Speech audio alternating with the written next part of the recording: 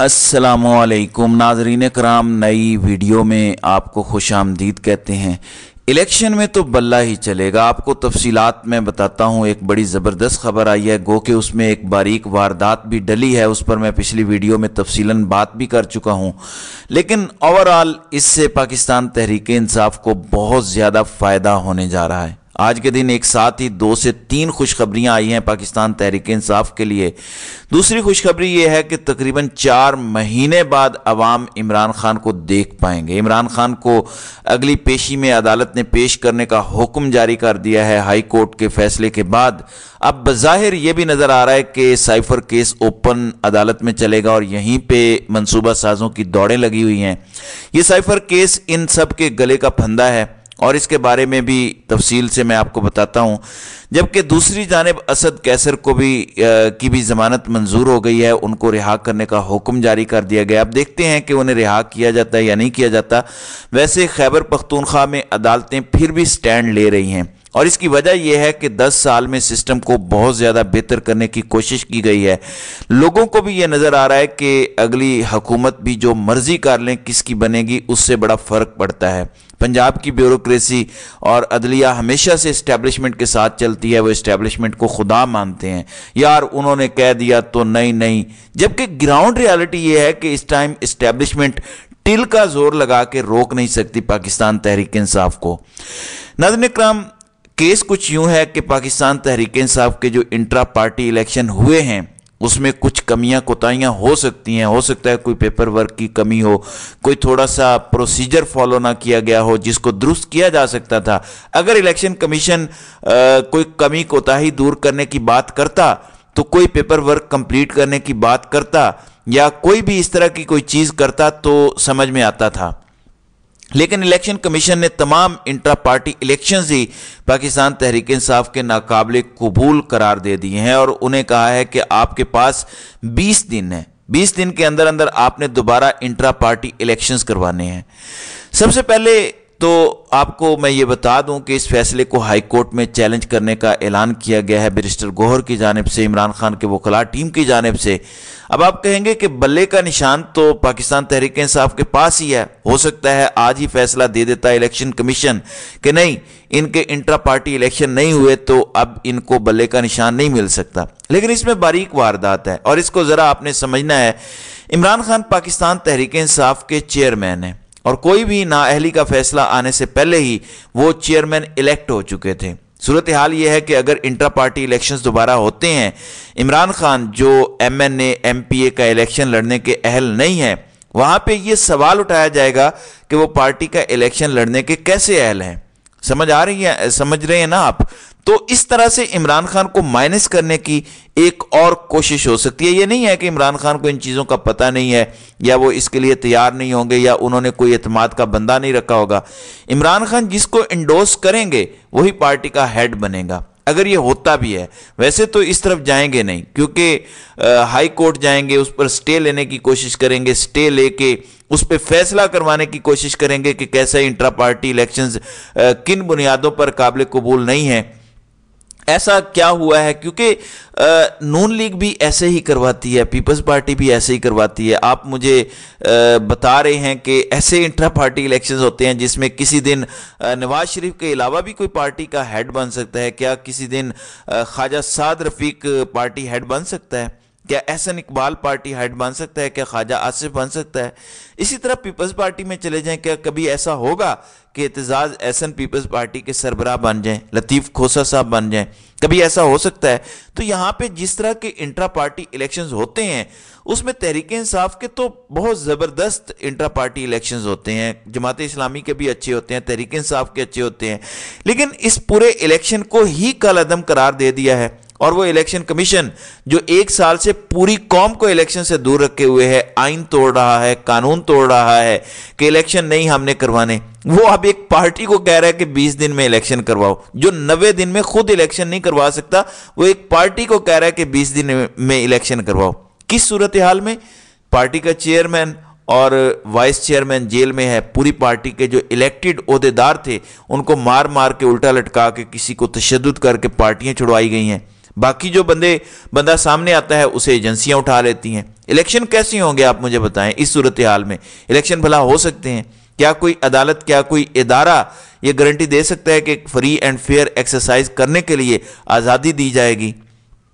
اس دوران کنونشنز کرنے دیے جائیں گے، جلسے کرنے دیے جائیں گے؟ جب بھی الیکشن ہوتا ہے اس سے پہلے آپ کو اجازت تو دینی پڑتی ہے۔ اب ایک پارٹی کو آپ 20 دن دے رہے ہیں کہ آپ الیکشن کرائیں ورنہ آپ کا نشان لے لیا جائے گا، تو یہ ہے وہ باریک واردات، ایک تیر سے کئی شکار، کہ تحریک انصاف کے الیکشن ہو، لوگوں کو سامنے آنا پڑے گا، وہاں پہ گرفتاریوں کے بھی چانسز ہوں گے، اور دوسرا عمران خان کو پارٹی چیئرمین شپ سے بغیر عدالتی حکم کے ہٹانے کا ایک طریقہ بھی بن جائے گا، کیونکہ جب عمران خان کو دوبارہ الیکٹ کرنے کی باری آئے گی تو یہی کہا جائے گا کہ جو بندہ ایم این اے نہیں بن سکتا، ایم پی اے نہیں بن سکتا، جو بندہ نااہل ہو چکا ہے، الیکشن کمیشن جس کو نااہل قرار دے چکا ہے، وہ پارٹی چیئرمین شپ کے لیے کیسے اہل ہے؟ یہ سمپل کھیل ہے جو الیکشن کمیشن نے باریک واردات کے ذریعے کھیلنے کی کوشش کی ہے۔ دیکھتے ہیں کہ اس بار عامر فاروق کون سی کلا بازیاں مارتا ہے، کیونکہ ظاہر ہے چیلنج تو اسلام آباد ہائی کورٹ میں ہی ہوگا اور آگے عامر فاروق بیٹھا ہے، لیکن مشکلات جتنی بڑھتی ہیں وہیں پہ آپ دیکھیں گے کہ آسانیاں بھی پیدا ہوتی چلی جائیں گی۔ جس طرح القادر ٹرسٹ کیس یا 190 ملین پاؤنڈ کا جو کیس ہے وہ مشرق بینک کے ڈاکومنٹ کے آنے کے بعد گٹر میں چلا گیا ہے، اسی طرح باقی بھی ان کی چالیں ناکام ہوں گی۔ لاڈلا اول کا یہ کہنا ہے کہ لیول پلینگ فیلڈ تو یہ ہے کہ عمران خان کو کم از کم 7 سے 10 سال کی سزا سنائیں اور الیکشن سے پہلے سنائیں، تاکہ لوگوں کی امید ٹوٹ جائے کہ یہ تو باہر آنے والا نہیں ہے، پارٹی بھی اس کے کنٹرول میں نہیں ہے، اگر دیں گے بھی ووٹ تو وزیر اعظم تو عمران خان نہیں بنے گا، اور اس طرح سے لوگوں کو اتنا توڑ دیا جائے کہ کوئی الیکشن والے دن باہر نہ آئے، اور ابھی سے ماحول یہ بنانے لگ پڑے ہیں۔ سہیل وڑیت جیسے لوگ ابھی سے کہہ رہے ہیں کہ جو حالات ہیں لوگ نکلیں گے ہی نہیں باہر، ووٹ ہی نہیں دیں گے، اور نون لیگ اکیلی بھاگے گی الیکشن میں اور جیت جائے گی، یہ باتیں کی جا رہی ہیں۔ ناظرین اکرام، آپ نے ہمت نہیں ہارنی، آپ نے ووٹ دینے نکلنا ہے، اور بلے کا نشان ہو نہ ہو، جو بھی نشان ہوگا، وہ کھمبے کا نشان ہو یا ڈنڈے کا نشان ہو، عوام نے اس ووٹ اس کو دینا ہے جو عمران خان کا نشان ہوگا۔ تو عدالت نے دوسری جانب باقاعدہ ریٹن آرڈر جاری کر دیا ہے، اس میں لکھا ہے not to come up for appearance of accused person on 28 of 11/2023، یعنی 28 نومبر 2023 کو عمران خان اور شاہ محمود قریشی کو جوڈیشل کمپلیکس میں پیش کرنے کا باقاعدہ جوڈیشل آرڈر آ گیا ہے۔ یہ ذوالقرنین جو ہیں وہ جج ابو الحسنات ذوالقرنین یہ تاثر دے رہے ہیں اور اندیا دے رہے ہیں کہ اب باقی کا سارا ٹرائل اوپن کورٹ میں ہوگا۔ انہوں نے اپنے ریٹن آرڈر میں ہائی کورٹ کے فیصلے کا وہ حصہ بھی لگا دیا ہے جس میں لکھا ہوا ہے کہ پچھلی ساری کارروائی کالعدم قرار دی جاتی ہے۔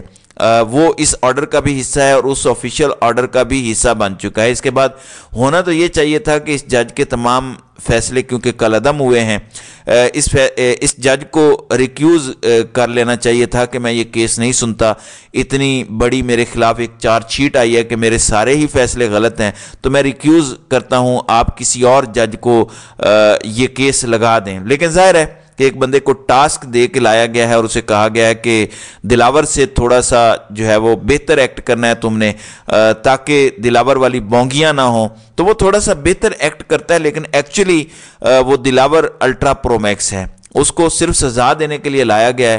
لیکن اب یہ جو ٹائم مل گیا ہے پاکستان تحریک انصاف کے وکلاء کو اور عمران خان کو ٹائم مل گیا ہے، اس میں امید یہ ہے اور یہ ٹائم ہی اور یہ گیم ہی ٹائم کی ہے۔ ابھی 28 نومبر کو پیشی ہوگی اور اس کے بعد باقاعدہ ٹرائل کا آغاز ہوگا۔ 29 اگست سے پہلے کی جو صورتحال تھی وہاں سے یہ کیس شروع ہوگا۔ 29 اگست سے لے کر نومبر تک کتنے مہینے ہیں جی؟ ستمبر، اکتوبر، نومبر، یعنی 3 مہینے گزر گئے، ابھی تک فیصلہ نہیں ہوا تھا، بلکہ فرد جرم لگی تھی اور اس کے بعد گواہان پیش ہونا شروع ہونے تھے۔ مطلب اگر ابھی سے لے کر 3-4 مہینے تحریک انصاف کے وکلاء کی ٹیم نے نکال لیے اور سزا نہ ہونے دی، 1000 طریقے ہوتے ہیں وکلاء کے پاس، جج دلاور نے تو بغیر وکیل صفائی کے موجود ہوئے فیصلہ ہی سنا دیا تھا، اور اس میں اتنی خرابیاں تھیں کہ وہ فیصلہ دنیا کے کسی عدالت میں، ایون عامر فاروق کی عدالت میں بھی نہیں کھڑا ہو سکتا۔ ظاہر ہے کچھ تو پروسیجر کو فالو کرنا پڑے گا، اس پروسیجر کو فالو کیا گیا तो 8 फरवरी तक इमरान खान को सज़ा देना साइफर केस में नामुमकिन हो जाएगा। जो अलकादिर ट्रस्ट केस है उसमें जितनी मर्जी ये कार्रवाई कर लें, अब जब मशरिक का ये लेटर आ गया है उसके बाद इस केस में भी कुछ बचेगा नहीं। हालांकि ये तैयार बैठे थे कि इस केस में भी जल्दी जल्दी सज़ा दे दी जाए, तो पीछे रह जाता है फिर 9 मई से जुड़े वाक़यात। उसमें भी इमरान खान पे किसी किस्म का कोई जुर्म साबित ये कर ही नहीं सकते, ना कोई सबूत है ना कोई चशमदीद गवाह है। मौका वारदात पे कहीं भी इमरान खान मौजूद नहीं थे तो नहीं दे सकेंगे सज़ा। इसलिए मंसूबा साज इस टाइम पागलों की तरह फिर रहे हैं। एक पुरानी किताब को नई टाकी शाकी मार के दोबारा मार्केट में ला रहे हैं, किसी का इंटरव्यू चला रहे हैं, यानी मुकम्मल पागल हो चुके हैं।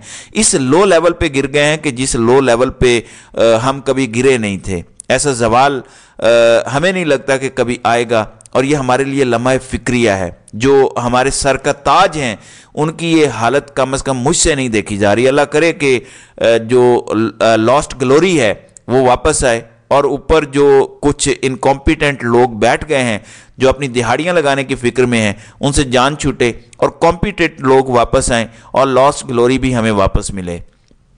तो नाज़रीन इकराम, आपकी इस वीडियो के हवाले से क्या राय है? आप अपनी राय का इजहार कमेंट सेक्शन में ज़रूर कीजिएगा।